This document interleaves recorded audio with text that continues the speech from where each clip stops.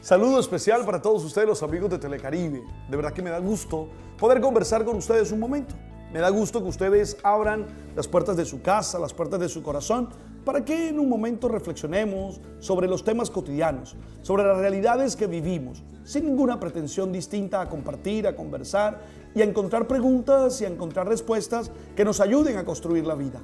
Gracias de verdad por estar ahí, gracias por el aprecio que como siempre creemos que es inmerecido, pero que aceptamos y recibimos con la gratuidad de aquellos que se saben siempre obsequiados por los hermanos. Hoy tengo un tema importante. Hoy quiero volver a hablar sobre el abuso sexual. En menores, obviamente, el abuso sexual infantil. Y más que hablar de eso, quisiera hablar un poco de cómo se manifiesta este trauma, cómo se manifiesta esta experiencia. Para eso está conmigo Angélica Santamaría. Ella es psicóloga clínica. Angélica, bienvenida. ¿Qué hay, padre? Mucho gusto. ¿Cómo vas? Bien, muy bien, gracias. Angélica, el fenómeno del abuso sexual infantil es un problema que han soportado los niños y niñas desde siempre y en todas las culturas, y que hasta nuestros días es negado o aún subvalorado por las circunstancias en las que se produce. El maltrato sexual a menores es una forma de maltrato infantil y es una forma de hacerle un daño terrible a los niños. Cualquier niño de cualquier edad y de cualquier clase social, porque a veces teníamos como unos prejuicios de decir, no, esto solo pasa en las clases bajas. No es cierto. En cualquier clase social o de cualquier edad puede ser víctima de abusos sexuales, que no son siempre evidentes, porque pueden tratarse de actos sutiles o de actos bien manipuladores, es decir, acciones que están bien preparadas estratégicamente como para que los demás no se den cuenta. Ojo, porque no se te olvide que algunas veces el manipulador o el pervertido o qué sé yo cómo llamar a este tipo, el pedófilo, el enfermo, muchas veces lo que hace es amenazar al niño, atemorizarlo, y con eso logra ocultar lo que está pasando. No deja que las huellas sean fáciles. El abuso sexual infantil comprende formas como la explotación sexual también, claro que como el turismo sexual con menores o como la pornografía infantil. El abuso sexual suele provocar problemas psicológicos, problemas emocionales que pueden aparecer inmediatamente o que van apareciendo en la adolescencia o en otras circunstancias o en otras etapas de la vida. Por eso estoy hablando hoy con María Angélica y quiero comenzar preguntando qué es o cómo definimos ese abuso sexual infantil. Bueno, el abuso sexual infantil es una situación o toda situación en la cual un menor es utilizado como objeto de placer sexual por una persona que le es superior, ya sea en edad, ya sea en condición de poder o ya sea en cualquier otro tipo de situación en la que esa persona se sitúe en un lugar de superioridad frente al menor y lo utiliza como objeto de placer sexual. Bien decía usted, padre, yo le llamo el macabro silencio. Esa es tristemente la mayor ganancia que tienen los pedófilos en la manipulación que llegan a hacer de los niños y de las niñas. Las características de los pedófilos, la pedofilia es digamos, la condición psicológica de patología que está de base en las personas que ejecutan estas conductas. Es un grado de perversión altísima que convierte al menor simplemente en un objeto, donde el menor no cuenta como persona, sino que simplemente es un objeto de gratificación sexual. Su ganancia es que el menor calle, que el menor no lo cuente y el poder manipular esta persona, hombre o mujer, porque también esa es otra variable que tiene, puede ser un hombre o puede ser una mujer, manipula la situación a su favor de tal manera que el menor calla y lo hace de una manera que se le convierte, ese silencio se le convierte a él en su desarrollo como su principal núcleo de dolor. Es lo que finalmente los llena de una culpa infinita y hace de estos niños unos adultos con unas secuelas de comportamiento muy complejas, pero muy cimentadas en ese dolor que se vivió en la experiencia infantil. A través de toda la información que hemos recibido, decir los padres de familia que nos están viendo y todas las personas que están allí, creo que no tenemos duda de que esto causa un daño terrible en la estructura emocional del niño, causa un daño terrible en la persona del niño, ¿verdad? Pero donde sí tenemos dudas es cómo nos damos cuenta. Si hay ese macabro silencio, ¿qué situaciones nos pueden permitir a nosotros de alguna manera sospechar?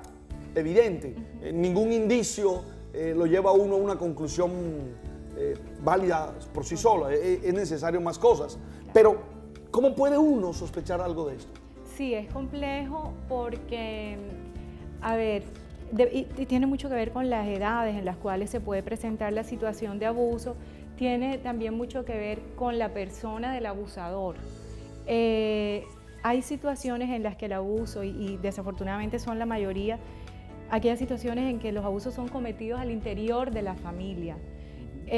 Son los casos más complejos en los cuales el niño no sabe cómo verbalizar, cómo convertir en palabras y en lenguaje aquello que le está ocurriendo. Sin embargo, los niños lo que no dicen con sus palabras, lo dicen con sus comportamientos. Yo recuerdo un caso de una mamá que en un diálogo, de esos diálogos no son confesiones, por eso lo puedo compartir, sino un diálogo espiritual, un diálogo de ayuda psicológica, porque a veces la gente va donde uno a buscar. Por eso estoy estudiando psicología ahora otra vez, a ver si logro cada día hacer más herramientas de conocimiento para trabajar. Me decía que el niño le había dicho, mi primo me dio agua con su pelo. Es decir, pues ella estaba alterada, ella estaba... porque suponíamos que eso significaba un abuso. Claro, al niño hay que prestarle mucha atención a todas las cosas que dicen. En edades muy tempranas, ellos mezclan la fantasía con la realidad. Pero aún en esa fantasía que relatan, uno como adulto puede advertir que hay algo que no encaja en ese relato, hay algo como que crea dudas. Dame un ejemplo, por favor. Un ejemplo concreto también de un diálogo, no de la consulta clínica. Una niña decía, y no lo dijo en su momento, una cosa antes de darle el ejemplo, padre, y informarle esto a los televidentes. Es muy difícil que un niño en una situación de abuso salga y diga, mamá, papá, me están abusando, No, porque es que ellos, su nivel de desarrollo no les permite comprender la complejidad de la situación en la que están viviendo. Por eso es abuso, por eso es que se da la manipulación psicológica por parte de un adulto. No siempre se da con violencia. Los casos de abusos con violencia son los menores, son los de menor frecuencia, a pesar de que ocurren y se publicitan y son notorios. Los más comunes son los casos de abuso sin violencia, en los cuales hay un convencimiento, una persuasión para que el niño acceda a lo que el adulto quiere, incluso para que el niño llegue a disfrutar. Y eso no hace de ninguna manera responsable al niño, sigue siendo víctima. Entonces, es muy difícil que lleguen a decir, papá, me pasó esto, pero ellos hay experiencias que por la intensidad que tienen los marcan y ellos las relatan a su manera. Si lo hacen con palabras, lo hacen generalmente acompañado de una fantasía.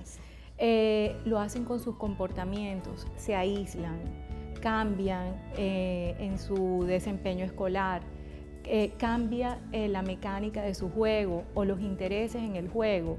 Me ibas a dar un ejemplo con las fantasías, porque Sí, es que creo que es importante, porque nosotros estamos muy acostumbrados a escucharle la fantasía a los niños, pero qué bueno que uno sea capaz de desarrollar el entender que algo no está bien. Sí, una niña ya de adulta, porque esto es un caso de una niña que vivió un abuso hacia los 5 o 6 años de edad y ella esto lo retomó hacia los 15 años más o menos, 15, 16 años, cuando ya era una adolescente, justo en medio de la adolescencia, y empezó a tener una serie de comportamientos que llamaban la atención, que no eran propios de la niña. La niña nunca había manifestado absolutamente nada raro, pero en aquel entonces ella sí le había expresado a la familia,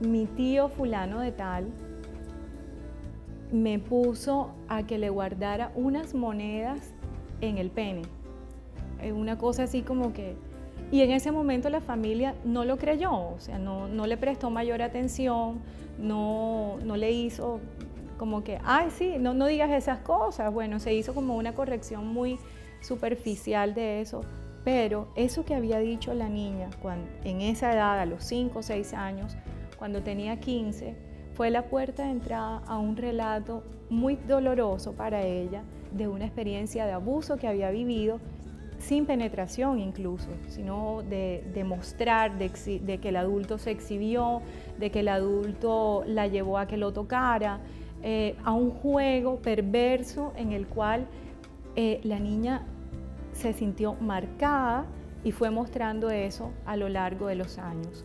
La familia, pues, cuando ya esto llegó a revelarse, no había mayor forma como de resolverlo, pero a la niña sí le buscaron, había que brindarle la ayuda que necesitaba en ese momento ya como adulta para poder elaborar esos recuerdos y poder hacer su proceso de recuperación. Ahora, vamos a ser claros en varias cosas. Los que estamos alrededor de estas situaciones de posibles niños abusados, lo primero, nos negamos a que un adulto haga una cosa de esas. Si hay un proceso de negación ahí. Sí, claro. Es decir, yo no me imagino, con todo, o sea, con todas las perturbaciones mentales que uno tenga, porque no vamos a decir que somos aquí sanos, pues somos medianamente sanos, pues.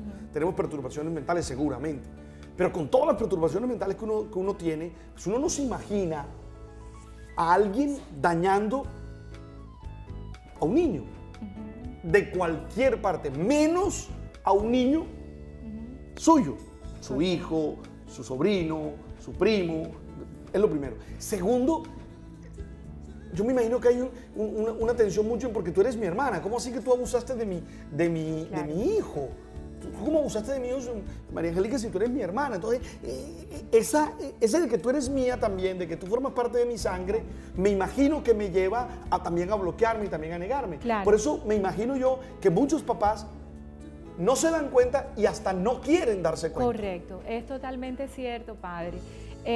Siempre ante el dolor, la primera defensa que hace la psiquis humana es la negación. Esto no es, incluso cuando se muere alguien, esto no me está pasando, esto no puede ser. A la psiquis humana le cuesta mucho trabajo aceptar el dolor, porque es una defensa natural.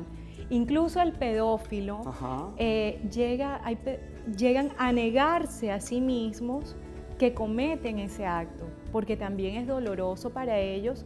Si queremos entrar un poco en algo de la psiquis del victimario, incluso para ellos hay una negación muchas veces del hecho, pero el hecho ocurrió, claro. ¿Sí? Por más que duela, ocurrió. Y hay que afrontarlo, porque es peor no hacerlo. Claro. Obviamente para una mujer que vive con su pareja y su pareja abusa de su hijo, ya sea en su condición de padrastro o en su condición de padre biológico, es una situación dolorosa, terrible, es una tragedia que vive la familia y muchas veces no se quiere aceptar. Incluso para la víctima de esta situación, una cosa que yo he encontrado trabajando en esta línea, es que quienes han sufrido abusos, ya tratando adultos, porque es que esto puede llegar incluso hasta la ancianidad, esa molestia, ese sinsabor, pueden pasarse la vida debatiéndose en un conflicto muy profundo entre dos ideas. La idea de pensar, esto me ocurrió, la idea de querer pensar, Dios mío, no quiero pensar que esto me ocurrió, pero hay algo en mí que me dice que esto pasó. Entonces, en ese conflicto mental se desenvuelve la persona a través de la vida. De hecho, me han tocado casos de personas que durante mucho tiempo han tenido esa información en el inconsciente. Claro que sí. Por mirarlo en términos psicoanalíticos, lo han tenido en el inconsciente y dudas de que haya sucedido. Claro, hay a veces hay muchas defensas, la mente se vale de muchas defensas para no sufrir. Y una de ellas es el encapsulamiento de las experiencias. Eso se tiene allá separado de la conciencia, pero solo se accede a ello a través del síntoma. Las personas empiezan a desplegar una serie de comportamientos sintomáticos que pueden moverse en diferentes vías de acuerdo a la personalidad. O sea, puede se puede llegar a la promiscuidad. ¿Por qué no hablamos ahorita de esos síntomas? Claro Déjame ir al que corte sí. comerciales que me están aquí atormentando. Ah, ok. Y yo de vez en cuando sufro esquizofrenia porque me hablan por aquí. Y yo digo, ¿será que estoy escuchando voz? Ah, no, es la directora. Ah, ok. Es el director. Oye, y entonces venimos y hablamos exactamente de los síntomas. ¿Te Claro parece? que sí, claro Bueno, que sí. vamos al corte comerciales. Estoy conversando a esta hora con Angélica Santamaría. Tú sabes, tú sabes.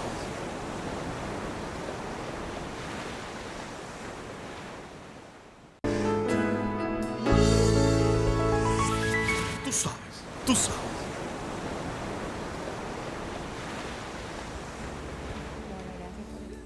Doctora Santamaría, hablemos de esos síntomas que nos podrían permitir un camino de aproximación a ese hecho que está encapsulado. Como síntoma, hablaba de la posible promiscuidad, por ejemplo. Sí, en adultos es complejo porque hay síntomas en los niños, hay síntomas en los adolescentes, hay síntomas en los adultos, hay síntomas incluso en personas de tercera edad que en algún momento de la vida sufrieron un abuso. Conocí una situación en la cual una mujer de unos 65 años más o menos, ella era adicta a la pornografía, a las películas porno, a todo este tema. Y resulta que esta mujer, con dolor, un día relató, y esto fue algo que conocí antes de estudiar psicología y de verdad me impactó muchísimo, cómo entre sus 8 y sus 11 años fue abusada sistemática y continuamente por un vecino que era un hombre de unos 60 años.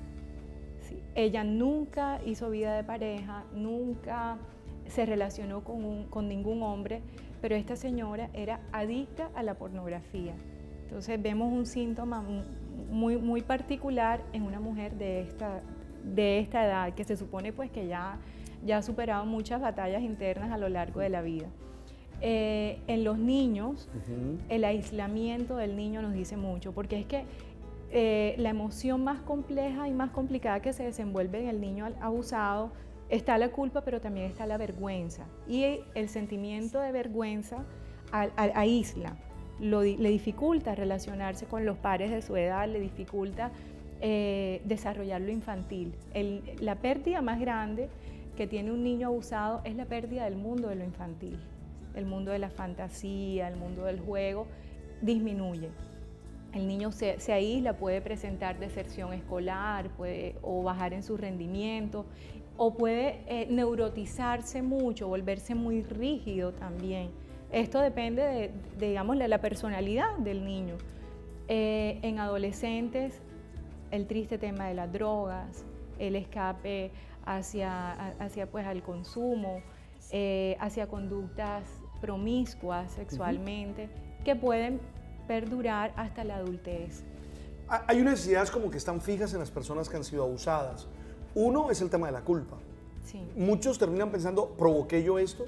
Sí. Además, muchas veces el pedófilo le hace sentir a la víctima, claro, tú me provocaste, claro, tú eres la que quieres, sí, tú eres el que buscas. Claro, es una estrategia que el pedófilo adopta, se llama consonancia cognitiva. Ajá. Es decir,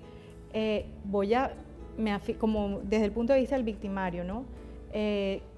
Pienso esto, que el niño me provocó para no sentirme tan culpable, para justificarlo, y para poder seguir adelante en la vida como si nada. Y si es un pedófilo que está al interior de la familia, lo podemos ver muy sonriente, muy amable, muy buen miembro de familia en las reuniones sociales, y él internamente puede resolver su conflicto, su disonancia por esa vía, culpando al menor y haciéndole creer que es que tú me provocaste, es que te me sentaste en las piernas, es que te vistes así y así. Y el niño pues obviamente se lo cree. Claro. El niño, el ser humano, sabemos el poder de la palabra. Los niños se definen a partir de las palabras de los adultos y lo creen. El mundo de la palabra adulta es para el niño su verdad existencial. Entonces, si la palabra que reciben es que tú tienes la culpa de esto tan intenso que estás viviendo, el niño crece con esa idea y se avergüenza. Y esa vergüenza en el niño es terrible. Ojo que en eso hay que tener mucho cuidado, porque esa estrategia no solo es de este tipo de abusadores. La gran mayoría de los abusadores quieren hacerle sentir culpable a uno del abuso que ellos están cometiendo. Claro. Por eso uno tiene que, en algunos momentos, liberarse de la culpa y decirle, olvídate, cálmate, esto no es conmigo. Segundo sentimiento, el sentimiento de mi cuerpo se dañó. Sí. De mi cuerpo se dañó, de mi cuerpo ya no sirve, de mi cuerpo ha sido manchado, ha sido maculado. Claro. La existencia humana se desenvuelve en un cuerpo, o sea, somos, más allá pues, de las creencias. Sí, no entremos en ese campo. Sin entrar en ese campo, en el escenario de lo meramente humano, nos desenvolvemos en un cuerpo y la sexualidad ocurre en un cuerpo. Somos un espíritu encarnado, por decirlo de alguna manera, una psique encarnada, no Correcto. sé cómo lo entenderemos después. Correcto, sí, esa no es la discusión y para efectos de este tema, pues es indiferente. Lo que sí tenemos en cuenta es la sexualidad, la experiencia de lo sexual es algo supremamente complejo en la vida del ser humano y esa complejidad es muy difícil, es imposible que sea entendida por un niño de ciertas edades. Por eso, estas experiencias lo que más afectan es el desarrollo evolutivo del niño, no solo en lo físico, sino en lo emocional, en lo moral, en lo social, en lo familiar. Ok, debo hacer mi siguiente corte comerciales y si quieres al regresar, que ya nos queda poco tiempo, podemos precisar como unos 3 o 4 consejos o 4 tips para que ustedes que nos están viendo los tengan presente. ¿Te Sí, parece? claro que sí. Dale, ya regreso. Tú sabes, tú sabes.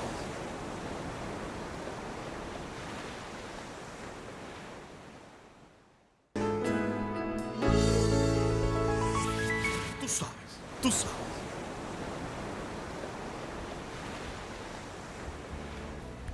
Yo te digo desde lo que la espiritualidad y desde lo que el sentido común me permite. Uno, monitoreo de los niños. Sin que llegue a cosas de vigilancia, sin que llegue a extremos, pero hay que estar atento a sus niños. Sí. ¿Dónde están? ¿Por qué están? ¿Cómo están? ¿Con quién están? ¿A dónde van? Es decir, esas idas a las casas de otras personas hay que monitorearlas bien. ¿Cuántos hermanos varones tiene? ¿Cuántas hermanas? Sí, duele decir esas cosas porque, ay, padre, usted es exagerado. Es posible, pero por ejemplo, mire, una norma que yo tengo en mi casa, mis sobrinos, por lo menos que yo me dé cuenta, no van a dormir a la casa de nadie. Es una norma que yo he hecho el atrevido y a mí me parece bien el monitoreo, no sé. Hay varias, no se puede dejar a los niños solos, el monitoreo nunca está de más sin llegar a la hipervigilancia. Por favor. Eso puede ser, esa estrategia que usted plantea, padre, es una estrategia social y digamos los amigos, es bueno que lo comprendan porque es que nadie puede responder por otro. Yo siempre recomiendo desconfiar mucho de las personas que son inexplicablemente cariñosas y afectuosas con niños y que uno dice como que ¿por qué esta persona es tan especial? Sospechar no significa acusar, ¿eh? No significa acusar, simplemente hay que poner una barrera protectora del menor y de la familia en general. Eso es fundamental. Hay que escuchar al niño. Eso. Hay que estar muy atento a cómo el niño juega. Aunque no seamos expertos en psicología infantil ni en terapias del juego, hay un sentido común en las madres, en los padres, que le pueden decir, ve, mi hijo, ¿por qué le cortó las manos a la muñeca? ¿Por qué mi hija Pasa mucho, es uno de los signos más de los que yo he visto en películas y en lo que he leído. Sobre los signos comienzan a destrozar a los muñecos, a mancharlos, que dicen que es la manera como ellos se sienten. Claro, el niño, su lenguaje, su forma de relacionarse con el mundo y de expresar su vivencia interior es en el juego. Entonces, hay un sentido común de uno como adulto que le puede dar pistas de lo que pasa en el juego del niño. Hay que estar atento y al niño hay que escucharlo. Cuando el niño dice ciertas cosas que lo dejan a uno como que por qué, hay que indagar sin llegar a acusar porque se puede hacer juicios que no son correctos. Dolorosos y lamentables. Y a veces pueden resultar tan dañinos incluso como una experiencia de abuso real. Pero hay que escucharlo, buscar ayuda. Cada vez que se note algo inusual en el niño, si lo veo aislado, si veo que su comportamiento normal ha cambiado, ya sea en la casa, en el colegio o en el círculo de amigos, hay que buscar ayuda inmediatamente, así sea de forma preventiva, nunca está de más. Este tema lo hemos tocado varias veces aquí, sin embargo me quedaron 10 preguntas de las que habíamos preparado. Ah, Sí, es un tema, a pesar, padre, de que le agradezco la invitación, no es grato sentarme aquí a hablar de ese tema. Claro que no. Quisiera uno como profesional que estas ocasiones fueran para hablar del juego en el niño, de cómo desarrollarlos, de cómo hacer, cómo buscar que aprendan más. Pero bueno, es una realidad que hay que darle la cara. ok. Y bueno. Pero tengo una ventaja y es que puedo invitarte para lo que tú digas. No, Entonces, claro. entonces Claro. acepto ya la invitación inmediatamente. Ahí queda ya un tema con la doctora Santa María, que es el tema del aprendizaje, de los juegos, de cosas más positivas que también son importantes. Gracias Ok. por venir. No, gracias por invitarme y por esta oportunidad. Para mí este tema de verdad es un compromiso de vida y cualquier cosa que hacemos en esta lucha creo que es muy poco, porque el daño es muy grande. Muy grande. Sí. Todo lo bueno para ti. Ok, ¿Ah? gracias, padre. Y ustedes, gracias por estar ahí. Chao.